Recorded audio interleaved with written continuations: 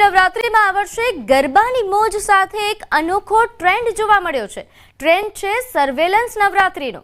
હવે લોકો પોતાના સંતાન, સાથીદાર અને મિત્રોની ગતિવિધિ પર નજર રાખવા જીપીએસ ટ્રેકિંગ ડિવાઇસ અને સ્પાય કેમેરા તેમજ ખાનગી ડિટેક્ટિવોની મદદ લઈ રહ્યા છે। આ વખતે અમે લાવ્યા છે નાનો પોર્ટેબલ ડિવાઇસ, જેમ કે તમે કશે પણ લઈને ફરી શકો, ગાડીમાં પણ મૂકી શકો, પર્સમાં બી મૂકી શકો છો અને ખિસ્સામાં પણ લઈને ફરી શકો છો। એની ડિમાન્ડ છે? ડિમાન્ડ આ વખતે 1200 થી 1500 ડિવાઇસની મિનિમમ છે। હવે આખા વર્ષ દીઠ લેવા જઈએ તો નવરાત્રિમાં ખાસી એવી ડિમાન્ડ આવે છે, કારણ કે લેટ નાઇટ ફરવું હોય છે, મહિલાઓને આમ તેમ ગરબામાં જાય કે જે પણ હોય એમાં ડિમાન્ડ અમારી બઢોતરી થાય છે। એ સોફ્ટવેરની અંદર તમે લાઈવ જોઈ શકો છો કે તમે ક્યાં ક્યાં ફરો છો, ક્યાં જાઓ છો, કેટલા કલાક ક્યાં બેસો છો, બધું લાઈવ રિપોર્ટિંગ તમને એક સોફ્ટવેરમાં જોવા મળે છે। તો નવરાત્રિના ઉત્સવમાં ડુમ્મસના વાયપીડી ડોમ ખાતે એક ચોંકાવનારી ઘટના બની। યુવરાજ રાઠોડ નામનો શખ્સ પોતાને પોલીસ સબ ઇન્સ્પેક્ટર તરીકે રજૂ કરી ગરબા ગ્રાઉન્ડમાં વીઆઈપી ગેટથી પ્રવેશ કર્યો।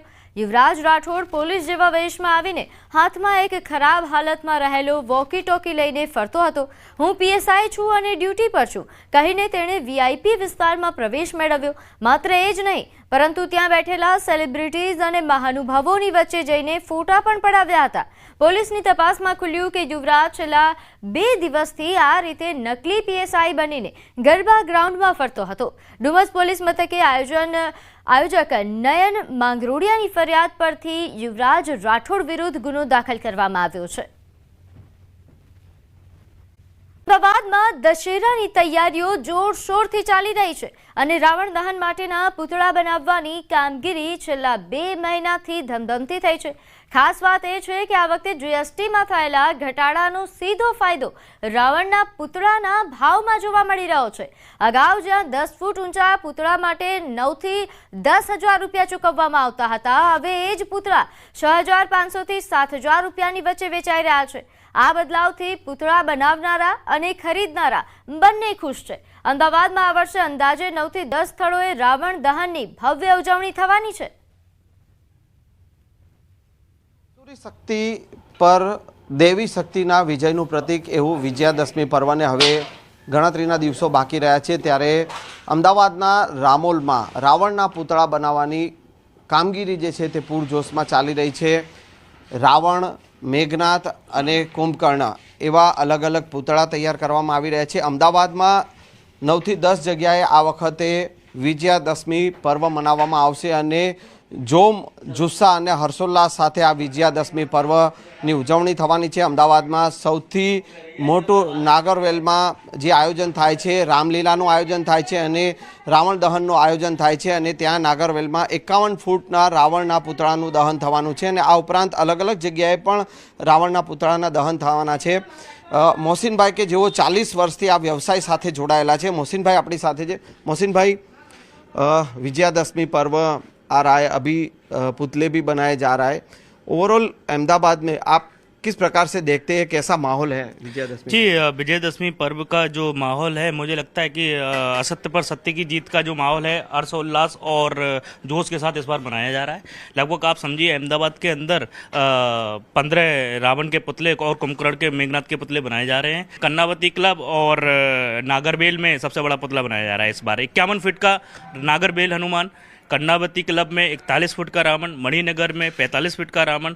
इस तरीके से ग्वालिडी, अपने देगांव हैं और आपके हरे कृष्णा मंदिर बाड़ज में 3 पुतले बनाए जा रहे हैं कुंभकर्ण, मेघनाथ के। कीमत का तो ये है कि देखो गवर्नमेंट द्वारा ये जीएसटी का जो कम किया गया है, उस हिसाब से है ना थोड़ा राहत मिली है लोगों को। और मैं कहना चाहूँगा कि जो रावण का पुतला जो पिछली रेट जो महंगाई थी, जो इस बार है ना थोड़ा महंगाई कम है। देखो आपने आगरा और मथुरा वृंदावन से हम लोग है ना 40 लोगों की टीम हमारी आती है आगरा से। हम आगरा से बिलोंग करते हैं। हमारे दादाजी लगभग 40-45 साल से अहमदाबाद के अंदर ये दशहरा, ये रावण के पुतले और कुंभकर्ण के पुतले बनाते हैं और ये हमारी तीसरी पीढ़ी है जो मैं इस बार काम कर रहा हूँ प्रेजेंट टाइम, ये हमारी तीसरी पीढ़ी है। खास કરીને આ વખતે જે સરકાર દ્વારા જીએસટીના જે 2 સ્લેબ કર્યા છે, 4 સ્લેબમાંથી 2 સ્લેબ કર્યા છે અને તેના કારણે જે ઘટાડો થયો છે એના કારણે આ વખતે મોંઘવારી પ્રમાણમાં ઓછી થશે।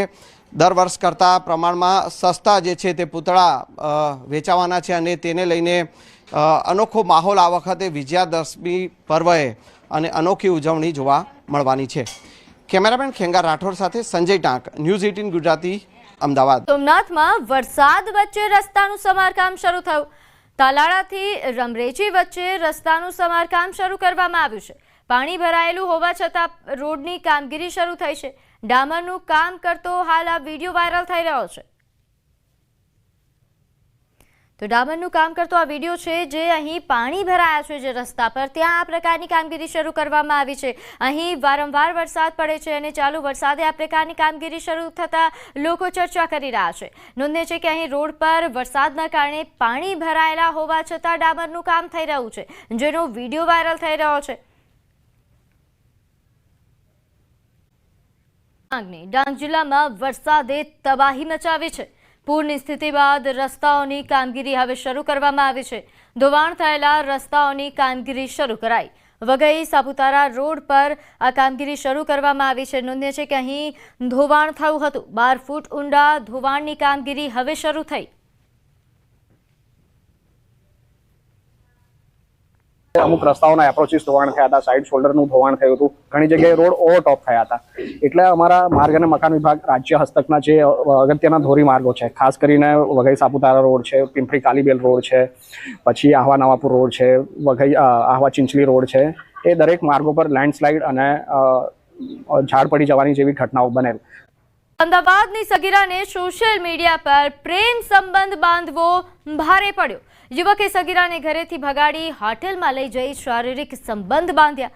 દાણી લીમડા વિસ્તારમાં રહેતી સગીરાને 2 મહિનામાં વિશ્વાસમાં લઈને જબરદસ્તીથી સંબંધ બાંધ્યો હતો. બાદમાં સગીરાને છોડીને આરોપી ફરાર થઈ ગયો. સગીરાએ સંપર્ક કરવાનો પ્રયાસ કરતા તેનો નંબર બ્લોક કરી દીધો. ઈસનપુર પોલીસે આરોપી હસનની ધરપકડ કરી વધુ તપાસ હાથ ધરી છે. તો 2 મહિના પહેલા સગીરાને પાલનપુરના રહેવાસી હસન નામના યુવક સાથે સંપર્ક થયો હતો. સગીરાને લગ્નની લાલચ આપી બળજબરીથી શારીરિક સંબંધ બાંધ્યો હતો.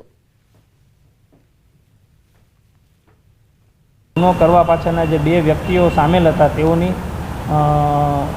ધરપકડ કરવાની કાર્યવાહી કરવામાં આવી છે. જે બંનેના નામ છે હસન અલી અને બીજા છે વિકાસ શેખ. તેઓ પણ બનાસકાંઠાના રહેવાસી છે, કામના ભોગ બનનાર છે અને આ કામના આરોપી છે. તેઓ બંને સોશિયલ મીડિયા સ્નેપચેટના માધ્યમથી 2 મહિના અગાઉ એકબીજા વચ્ચે વાત થયેલ હતી.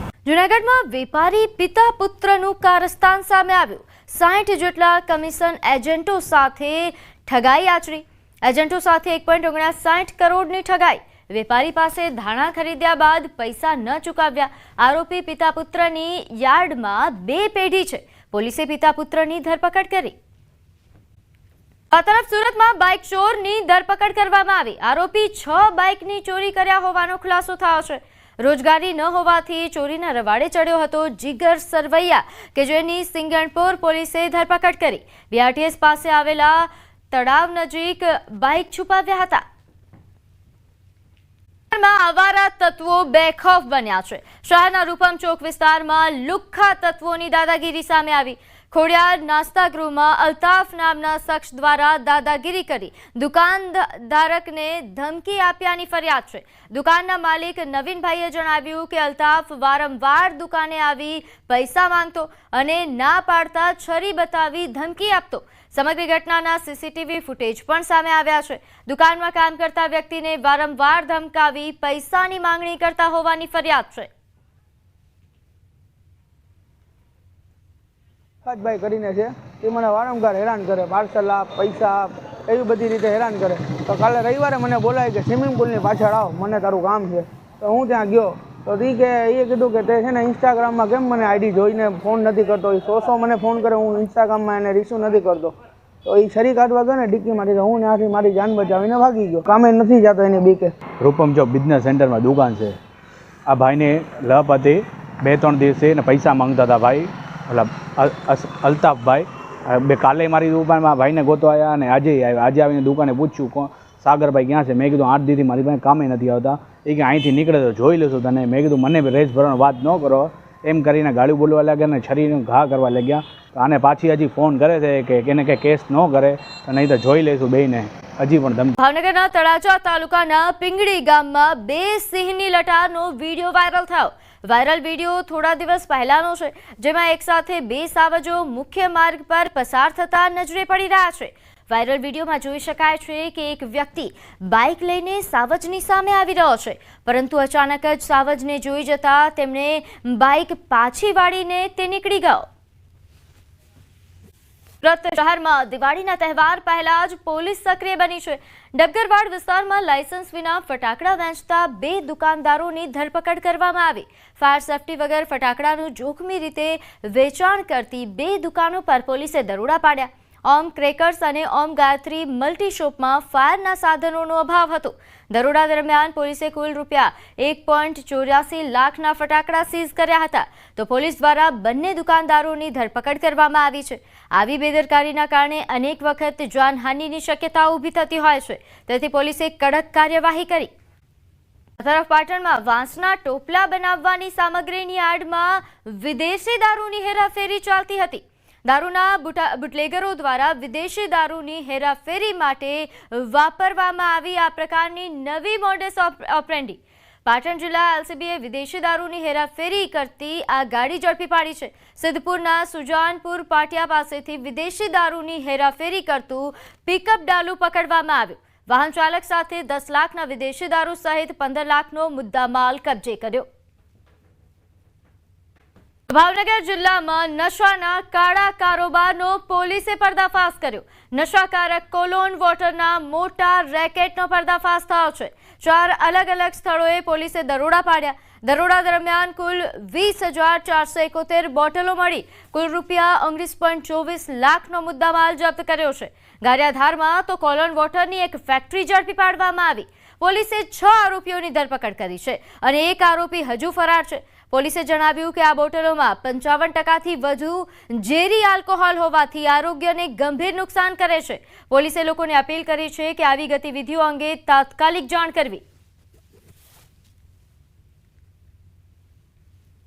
અમારી અલગ અલગ ટીમો રેડ કરી ગાડિયાધારમાંથી તો એક ગેરકાયદેસર ફેક્ટરી પણ મળી અને પાલિતાના ટાઉન મહુવા ટાઉનમાં પણ અમે જે છે જથ્થા મળ્યું। અત્યાર સુધીમાં કુલ 4 ગુનાઓ દાખલ થયા છે BNS કલમ 123 અને પ્રોહિબિશનની અલગ અલગ કલમો હેઠળ। એમાં ટોટલ જે છે 20,000 બોટલો જેની કુલ વેલ્યુ જે છે 20 લાખ જેવું છે। તો પાલનપુર હાઈવે પરથી ગાંજો ઝડપાયો।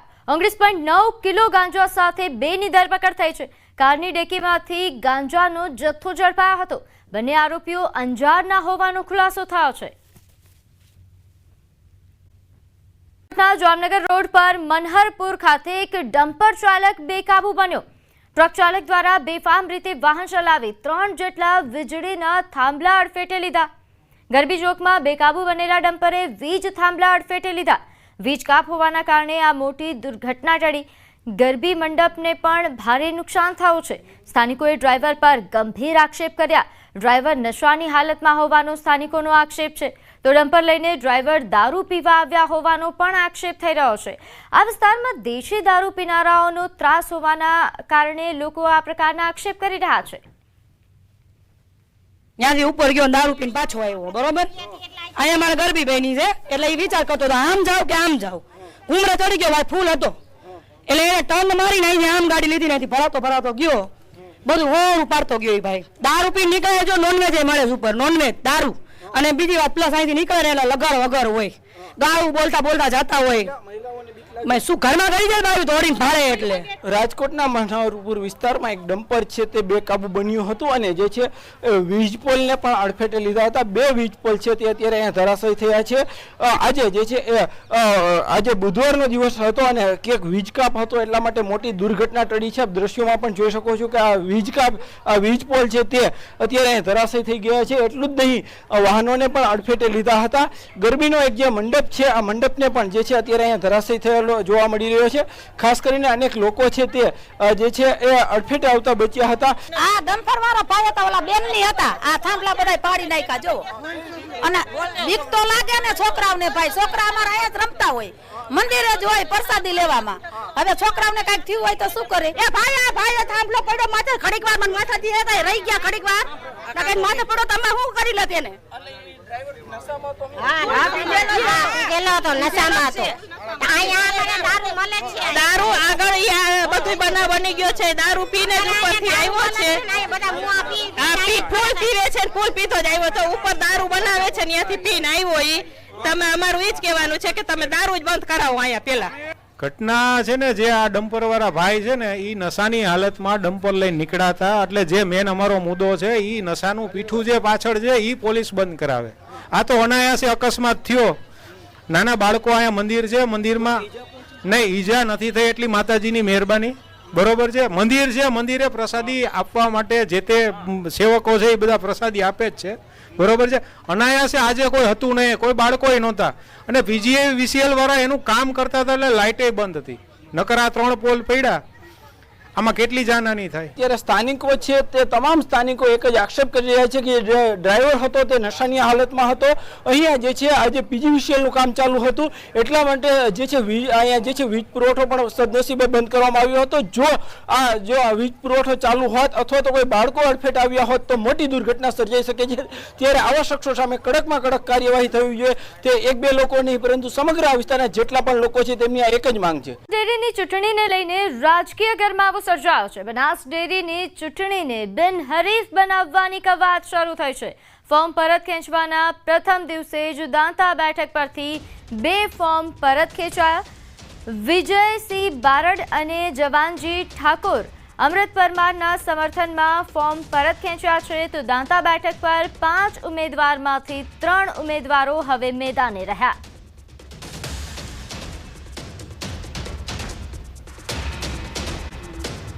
ગુજરાતના કેટલાક વિસ્તારોમાં વિઘ્ન બનશે વરસાદ. ગુજરાતના કેટલાક વિસ્તારોમાં ભારે વરસાદની વકી છે. આગામી 7 દિવસ વરસાદની આગાહી.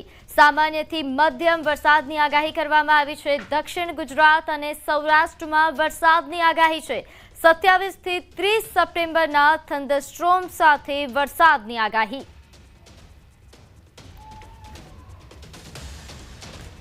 आने वाले 7 दिनों के लिए जो गुजरात स्टेट के लिए फोरकास्ट है उसमें लाइट टू मॉडरेट रेन का पूर्वानुमान है, जिसमें गुजरात रीजन और सौराष्ट्र रीजन के लिए लाइट टू मॉडरेट रेन का पूर्वानुमान है. और वार्निंग की बात करेंगे तो डे 4, डे 5, डे 6 और डे 7 के लिए गुजरात रीजन में हैवी रेनफॉल की वार्निंग है और साथ में येलो अलर्ट जारी है. और सौराष्ट्र रीजन के लिए डे 7 में हैवी रेनफॉल की वार्निंग है.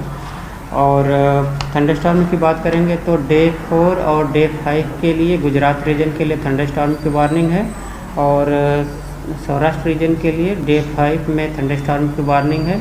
और जो विंड की स्पीड होगी वो थंडरस्टॉर्म के टाइम वो 30 से 40 किलोमीटर पर आवर के आसपास रहने का पूर्वानुमान है. और फिशरमैन वार्निंग की बात करेंगे तो डे 4 को साउथ गुजरात कोस्ट के लिए फिशरमैन की वार्निंग है.